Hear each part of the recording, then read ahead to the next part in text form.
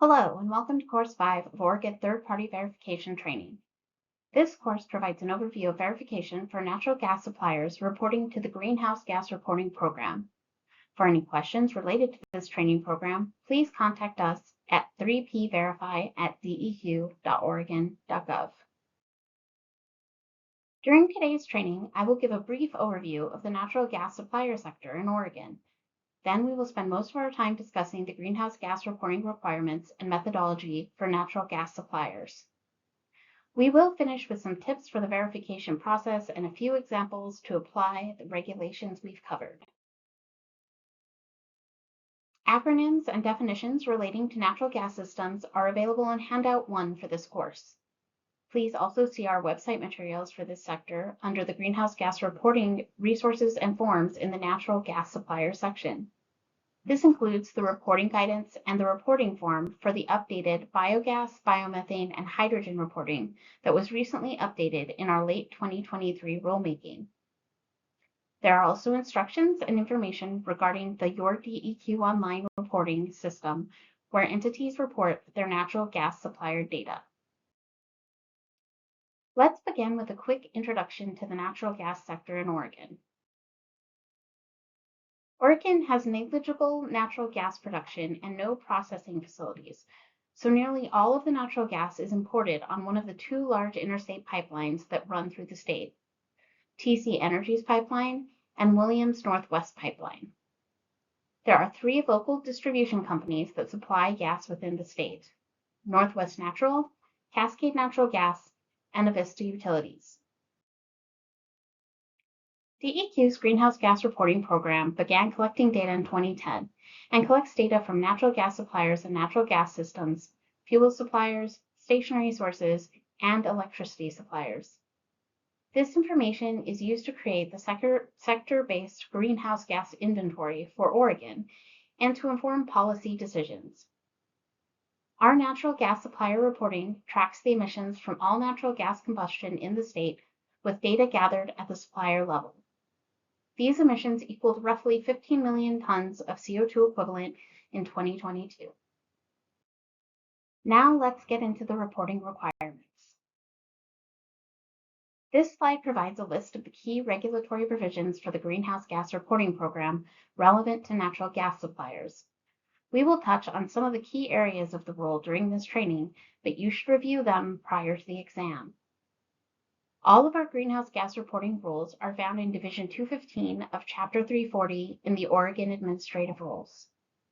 You will find general reporting requirements in Rules 10 through 60 and specific requirements for natural gas suppliers in Rule 115. OAR 215 references methodologies in 40 CFR 98. It's important to note that while Oregon has adopted 40 CFR 98 Subpart W, we have not adopted the most recent updates to that rule. Reporting should use the methodologies found in 40 CFR Part 98 Subpart W as published in the Federal Register on December 9, 2016. Oregon still uses the AR4 global warming potentials to calculate those emissions. Regulated entities must submit the reporting in Your DEQ online system. Regulated entities must upload supporting documentation for any reporter-specific emission factors or high heating values used in place of default values, as well as the biogas, biomethane, and hydrogen reporting form if these fuels are being claimed in reporting. The deadline for natural gas suppliers to submit their annual greenhouse gas emissions reports to DEQ is March 31st. After this point, verification activities can begin, and verification statements must be submitted to DEQ by August 31st. Greenhouse gas reporting covers emissions from all natural gas supplied in Oregon to all end users. This includes to the entity's own facilities. There is no threshold for natural gas supplier reporting. All natural gas supplied must be reported. Emissions are calculated using quantification methodologies in Title 40, Part 98, Subparts NN and C of the Code of Federal Regulations. All natural gas suppliers or producers must report the total volume of gas delivered in Oregon, the energy content of that gas, and the resulting emissions from complete combustion of the gas. The threshold for third-party verification is emissions of at least 25,000 metric tons of CO2 equivalent, excluding biogenic emissions. This is about 460 million cubic feet of natural gas. However, interstate pipelines are exempt from third-party verification, so only the 3 local distribution companies will require verification of their annual greenhouse gas reports. These 3 utilities are Northwest Natural, Avista Utilities, and Cascade Natural Gas. The natural gas supplier regulation covers natural gas, compressed natural gas, liquefied natural gas, and biomethane. Note that, unlike California's rules, this does not include any natural gas liquids or liquefied petroleum gases. These are covered under our reporting requirements for other fuel suppliers. Each of these fuel types must be reported as a separate total to DEQ. Natural gas suppliers fall into 4 reporter categories: in-state producers, local distribution companies, interstate pipelines, and natural gas importers. First, we have in-state producers. With respect to natural gas, an in-state producer is any person who owns or operates 1 or more wells producing natural gas in Oregon. With respect to any gaseous biomass-derived fuel, an in-state producer is the person who refines, treats, or otherwise produces the fuel in Oregon. As I mentioned earlier, Oregon has only a handful of producing gas wells, and in-state production makes up a very small part of total gas supply within the state. We do have biomass-derived fuel production, but this is currently shipped to California for use in the LCFS program. The second category is local distribution companies. Local distribution companies operate the local distribution infrastructure that allows for gas delivery to the majority of end users within Oregon. These 3 companies, Northwest Natural, Avista Corp., and Cascade Natural Gas, are regulated as utilities by the Oregon Public Utilities Commission. Intrastate pipelines within Oregon are either operated by a local distribution company and are captured under that reporting, or are short pipelines that only serve a single end user, where a transfer of gas to their facility pipeline is considered a transfer to that end user. Next, we have interstate pipelines. Interstate pipelines move gas across the state border and are regulated by the Federal Energy Regulatory Commission. Interstate pipelines are exempt from third-party verification. The last category is natural gas importers.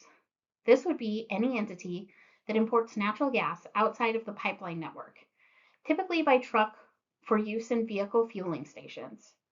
At the moment, only one smaller company is bringing LNG into Oregon by truck, and the total emissions from that fuel do not reach the verification threshold. Here's what that looks like in practice. Natural gas is brought into the state almost entirely by interstate pipelines, with a small amount imported by truck for vehicle fueling. In-state producers also produce a small amount of gas that is sold to a local distribution company. End users are supplied by mainline sales from interstate pipelines and via the distribution networks operated by the local distribution companies. Within this simplified system, where do we see points of regulation that require greenhouse gas reporting? There are 4. First, any in-state producer of natural gas or biomethane must report both the volume and energy of gas that is distributed for use within the state, unless this gas is delivered to a local distribution company who will distribute the gas in Oregon. Oregon has very minimal natural gas production, all of which is transferred to one distribution company, so there is currently no greenhouse gas reporting to DEQ by in-state producers. Biomethane production would also be regulated as in-state production and need to be reported to DEQ if sold to an entity other than a local distribution company. Interstate pipelines must report the total volume and energy of gas that is distributed for use within the state from direct mainline sales to end users. Just as with in-state producers, they do not report volumes of gas that are transferred to a local distribution company for delivery within Oregon. There are not many direct deliveries to end users from interstate pipelines, but those that take place usually serve large industrial facilities or natural gas power plants that use large volumes of natural gas. So the total amount of gas delivered in this way can be significant. Local distribution companies report the total volume and energy of natural gas delivered to all end users they serve within Oregon. This total volume should include all gas owned and sold by the distribution company and the gas delivered but not owned by the company. Unlike in California, they are not required to separately report volumes redelivered to other pipelines or volumes placed or removed from underground or LNG storage. Importers who bring natural gas into the state by means other than a pipeline must also report the total volume and energy of natural gas delivered in Oregon. This is a very small portion of the total natural gas supply and currently consists of LNG delivered by truck to vehicle fueling stations. In-state facilities that compress or liquefy natural gas delivered by pipeline do not need to report as a natural gas supplier. All natural gas suppliers must report volumes of natural gas delivered to a large end user, which is defined as any end user that receives at least 460 million standard cubic feet of natural gas in a year. This only applies to facilities that combust the gas. So gas delivered to a natural gas vehicle fueling station does not need to be reported as a large end user. For each of the end users, the gas supplier must provide basic facility information, such as the name and address of the facility, as well as the total volume of gas delivered. These volumes should not be deducted from the total reported amount of gas delivered in state. We also require reporting of identifying information for any natural gas marketer that contracts use of natural gas distribution infrastructure for deliveries to end users in Oregon. For local distribution companies, this is exactly what it sounds like, and they must provide information on marketers who are serving end users using their distribution infrastructure. For interstate pipelines, this requires reporting of any customers making shipments to endpoints within Oregon. So a company that purchases transport from the Canadian border to the hub at Malin doesn't need to be reported. But a company that purchases transport to a delivery point that is a natural gas power plant in Oregon would need to be reported as a marketer. In both cases, we do waive this requirement if the company shipping the gas is the same as the company who owns the facility at the end delivery point. For example, if Portland General Electric contracts with the Gas Transmission Northwest pipeline to ship gas to their power plant, Gas Transmission Northwest does not need to report Portland General Electric as a marketer.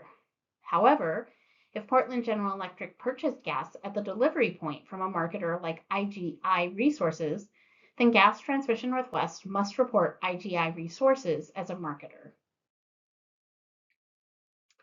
It is important to review the definitions and the rules for our biomethane accounting, as well as the updated rules.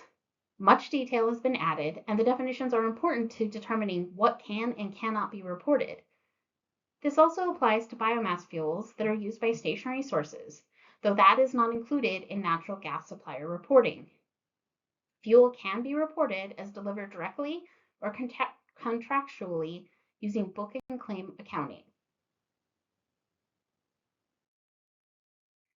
If a natural gas supplier reports delivery of any biomethane, they must provide all data elements required by 340-215-44-5. A supplier should only report biomethane if they own the biomethane, or if they can provide the necessary documentation on behalf of the owner of the gas.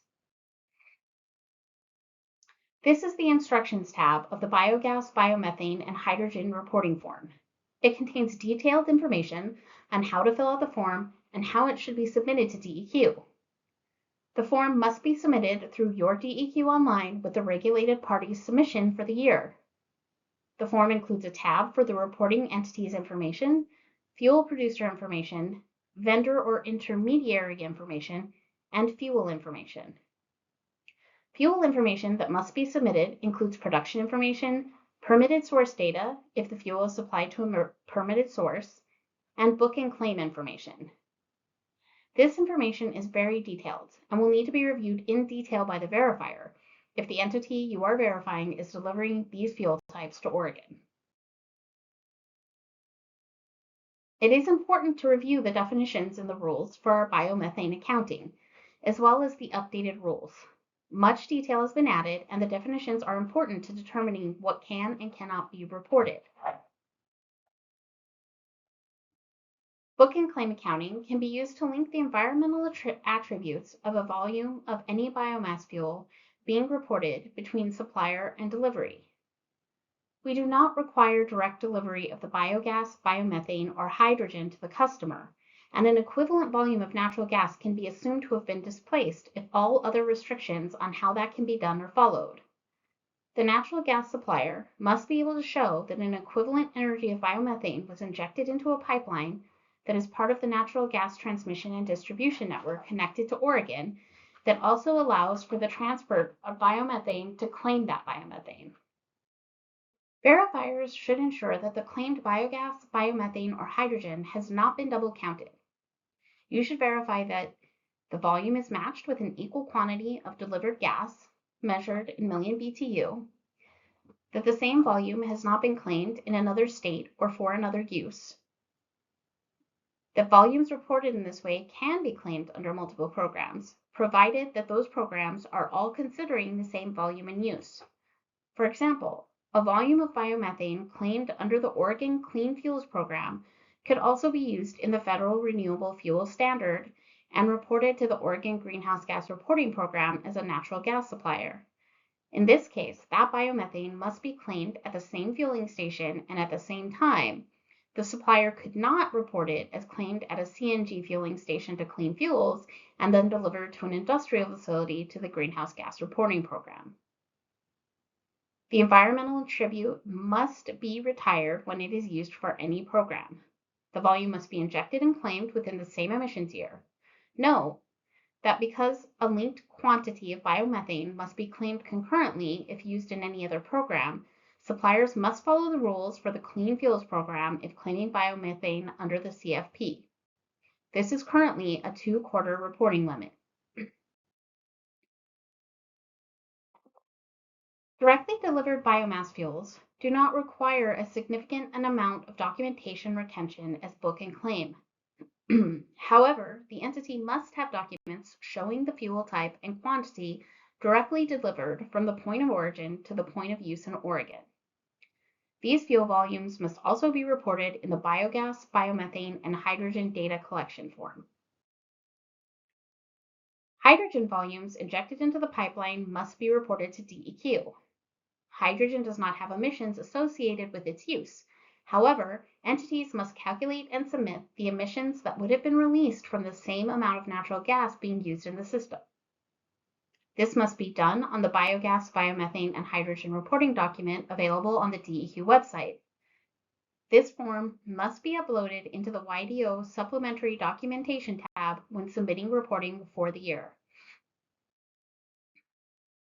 Book and claim rules are the same for hydrogen as for biomethane. Hydrogen is currently being used in Oregon transmission and pipeline distribution systems blended with natural gas. For hydrogen and biomethane, additional data points, including the carbon intensity of the fuel, must be reported. If the fuel is claimed using book and claim accounting, the entity must report emissions based on contractual delivery of the booked and claimed gas, the point of injection into the pipeline, and the equivalent amount of natural gas that is being replaced by the fuel in million British thermal units, or MBTU. Emissions are required to be reported under the rule. However, in practice, emissions are calculated automatically within the reporting tool and are not directly reported by the natural gas suppliers. I will give a brief overview of that calculation methodology here. Carbon dioxide emissions are calculated using the methodologies detailed in 40 CFR Part 98, Subpart NN. Fuel here means total volume of natural gas delivered to end users in Oregon during the reporting year. Companies are not required to independently report total volumes received, redelivered, or net storage changes, and are only expected to report the net delivered volume. Volumes of natural gas, compressed natural gas, liquefied natural gas, and biomethane must be reported as separate totals for each fuel type.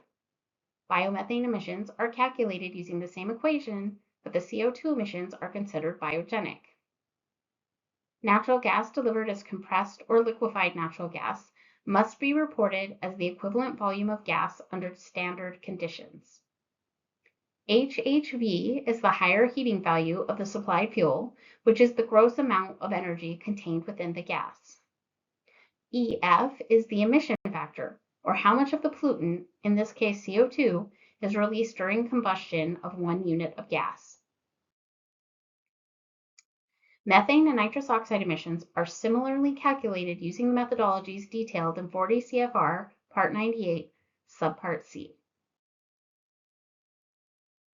Reporters can choose whether they would like to use the default calculation values for the higher heating value and the emission factors, or if they would like to use their own developed values. If developed values are substituted in the reporting, these should be reviewed as part of your verification process. The entity should be submitting a form that shows the data that was used to arrive at this reporter-specific HHV or emissions factor. Local distribution companies can use measurement data from the interstate pipeline that delivers to the city gate to develop the HHV or emission factor. Default values for the higher heating value and CO2 emissions factor are taken from Table NN-1 of the Code of Federal Regulations, and default emission factors for methane and nitrous oxide emissions are taken from Table C-2. Note that there are no automatic adjustments to the calculation tier or emissions factor for different reported higher heating values. One aspect of your verification process will be to verify that the total reported volume of natural gas supplied by a local distribution company is accurate. This may require verification of the various pathways shown here, including the amount of natural gas received at the city gate, gas received from in-state production, the amounts of gas received from or redelivered to other pipelines, and amounts of gas stored and removed from underground and LNG storage facilities. All of these additions and subtractions from the city gate receipt volume won't apply to every local distribution company, but you should check to make sure all sources are accounted for and included in calculation of the total delivered volume. Now we'll briefly go over the verification process. Your verification plan should allow you to conclude with reasonable certainty that the emissions reported by your client are accurate. To achieve this, you will need to ensure you sufficiently verify the quantity of natural gas received by checking invoices, purchase records, and metering data. You should check the underlying data and calculations for any reporter-specific higher heating values and emissions factor. Ensure that all delivery locations are accounted for and that the data being used for reporting covers the entire reporting year. Don't truncate end months because of billing periods. You do not need to check the calibration records for every flow meter, but you should include checks within your sampling plan. We do not exclude any meters from calibration requirements, but financial meters at delivery points are lower risk than meters measuring quantities of gas placed into or removed from storage facilities. For large end user and marketer data, verify that the records being reported are complete. Know how this data is stored and queried. Biomethane reporting should be considered high risk and a focus for verification. Ensure that there is sufficient documentation to prove sole ownership of the environmental attributes matching the quantity of gas claimed. Make sure the biomethane was nominated to a pipeline connected to Oregon and that the pipeline allows for the transport of the specific form of energy being booked and claimed, and that no double counting occurred. Now we'll move into a few reporting examples to provide more practical examples of some of the information we've covered. As we go through the examples, you may wish to pause the training to work through them on your own before proceeding to the solutions. For our first example, we will calculate the total volume of natural gas delivered in Oregon by a hypothetical LDC and the greenhouse gas emissions from that gas. On the left side of the slide, you can see all of the receipts and deliveries for the reporting year. Using defaults for the higher heating value and emission factors, calculate the total volume of natural gas that must be reported as delivered and the emissions for that volume. All end-user deliveries in Oregon should be included in the total. There are no excluded sectors. In this case, adding up the total volumes delivered to end users in Oregon gives us 101 billion cubic feet. Since natural gas suppliers are not required to specifically report volumes received at different points or storage changes, this answer should suffice. But let's also look at those other numbers and make sure this adds up. Adding up the volume received from an interstate pipeline at the city gate, the volume removed from storage for delivery, and the volume received not at the city gate, we see a net receipt volume of 126 billion cubic feet. Adding up the volume added to storage, redelivered to other pipelines, and delivered to end users, we see a net delivery volume of 126 billion cubic feet. This means that we've accounted for all of the gas in the local distribution system, supporting our confidence in these delivery totals and the total reported volume. Now let's look at emissions. Using equation NN-1 to calculate the CO2 emissions from complete combustion or oxidation of the total delivered volume, as shown here. Calculate the methane and nitrous oxide emissions from complete combustion of the total delivered volume using equation C-8. Remember to convert to CO2 equivalent using 100-year global warming potentials from table A-1. This is 25 for methane and 298 for nitrous oxide. Total emissions are the sum of the carbon dioxide, methane, and nitrous oxide. In the second example, let's look at a local distribution company that has sold and delivered 500 million cubic feet of natural gas to their core customers, and also delivered an additional 1.5 billion cubic feet of natural gas on behalf of marketers. In their greenhouse gas report, they have reported the 500 million cubic feet delivered to their core customers and included the marketer information you see here for those additional deliveries. Is this correct? This reporting is not correct and would result in a material misstatement. The central part of the natural gas supplier emissions report must include all delivered gas volumes, whether the company owned the gas or was only contracted for transport. Here, the company must report the entire 2 billion cubic feet delivered as the total volume delivered. Now let's look at an example of large end user data.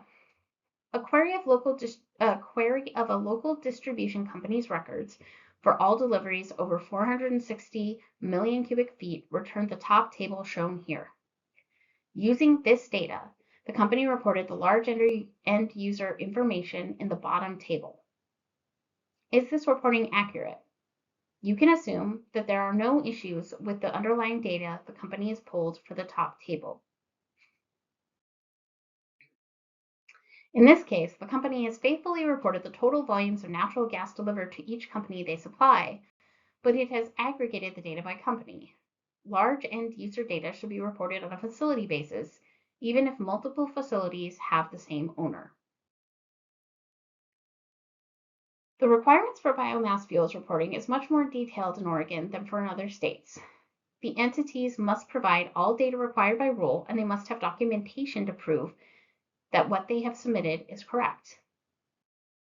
That brings us to the end of this course. If you have any questions, you can contact our team at the third-party verification email found here. Thank you for watching.